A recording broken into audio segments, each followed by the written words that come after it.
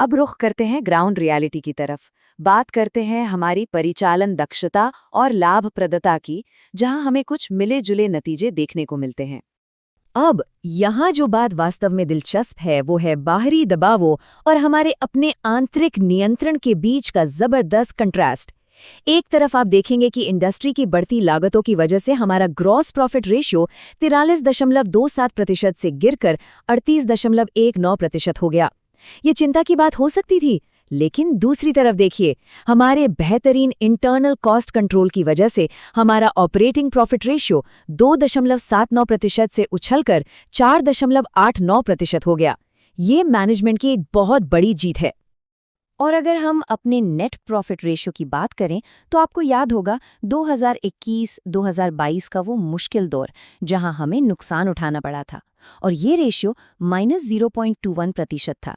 लेकिन 2022-2023 में हमने 3.82% की एक शानदार रिकवरी की है। ये कोई छोटी मोटी बात नहीं है। ये नाटकीय सुधार दिखाता है कि हमारी कंपनी कितनी लचीली है, और यकीन मानिए लेंडर्स को ऐसा ही भरोसा चाहिए होता है। हालांकि यहाँ एक छोटी सी रेड फ्लैग भी है जिस पर हमें तुरंत ध्यान देना होगा। हमारा प्राप्य टर्नओवर अनुपात यानी रिसीवेबल्स टर्नओवर 7.52 से घट के 5.39 हो गया है। मतलब मार्केट से पैसा आने की रफ्तार धीमी हुई है, और धीमी रिकवरी का सीधा असर हमारे कैश फ्लो पर पड़ता है। अगर कल को एक सख्त बैंक ऑडिट होता है तो ये धीमी वसूली हमारी मैक्सिमम परमिसिबल बैंक फाइनेंस की कैलकुलेशन को खराब कर सकती है। हमें इस पर तुरंत काम करना होगा। चलिए अब इतिहास से निकलकर आगे की बात करते हैं। चलते हैं हमारे ब्रेक इवन और कॉस्ट एनालिसिस की तरफ। आप जब भी किसी बैंक के पास जाएंगे तो उनके दिमाग में एक सबसे अहम सवाल होता है, अगर मार्केट पूरी तरह से क्रैश हो जाए या मंदी आ जाए तो सिर्फ जिंदा रहने के लिए, सर्वाइव करने के लिए आपकी न्यूनतम सीमा क्या है? क्या आपके पास इतना बफर है कि आप झटके बर्दाश्त कर सकें? तो यहाँ सबसे क्रूशल पॉइंट ये है, हमने अपने ब्रेक इवन पॉइंट को 11.11 मिलियन यूनिट से घटाकर 8.81 मिलियन यूनिट्स पर ला खड़ा किया है। ये कोई मामूली बात नहीं है। इतने बड़े मार्जिन से ब्रेक इवन को नीचे लाना कॉस्ट इफिशिएंसी में एक बहुत ही बड़ी कामयाबी है। इसका सीधा मतलब है कि अब हमें अपने सारे खर्चे निकालने के लिए पहले के मुकाबले बहुत कम प्रोडक्शन और सेल्स की जरूरत है।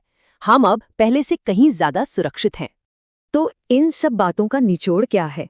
आइए देखते हैं हमारी डेटा संचालित रणनीतिक सिफारिशें। हमें आगे क्या करना चाहिए?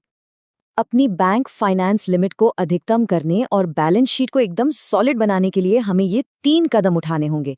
पहला, अपनी क्रेडिट नीतियों को थोड़ा सख्त करें ताकि मार्केट से पैसा जल्दी वापस आए। दूसरा, अपनी इन्वेंट्री को और स्मार्ट तरीके से मैनेज करने के लिए नई तकनीक लागू करें। और तीसरा, अपनी कॉस्ट स्ट्रक्चर का बहुत ही बारीकी से विश्लेषण करें ताकि हम अपने ग्रॉस मार्जिन को बचा सकें और प्राइसिंग को और बेहतर कर सकें। और अंत में, जैसा कि इस विचार में स्पष्ट रूप से कहा गया है कि लगातार वित्तीय समीक्षा करना और नई तकनीक में निवेश करना ही हमें लंबे समय तक सफल बनाए रखेगा। तो सवाल ये है कि क्या हम एज अ लीडरशिप टीम आज ही इन डिजिटल और स्ट्रेटेजिक टूल्स को अपनाने के लिए तैयार हैं ताकि कल हम किसी भी बैंक को अपनी मजबूती का पूरा भरोसा दिला सके। ये वो रणनीतिक फैसले हैं जो सिम्टा मशीनरी को भविष्य के लिए तैयार करेंगे। इस विश्लेषण से जुड़ने और अपना समय देने के लिए आप सभी का बहुत बहुत धन्यवाद।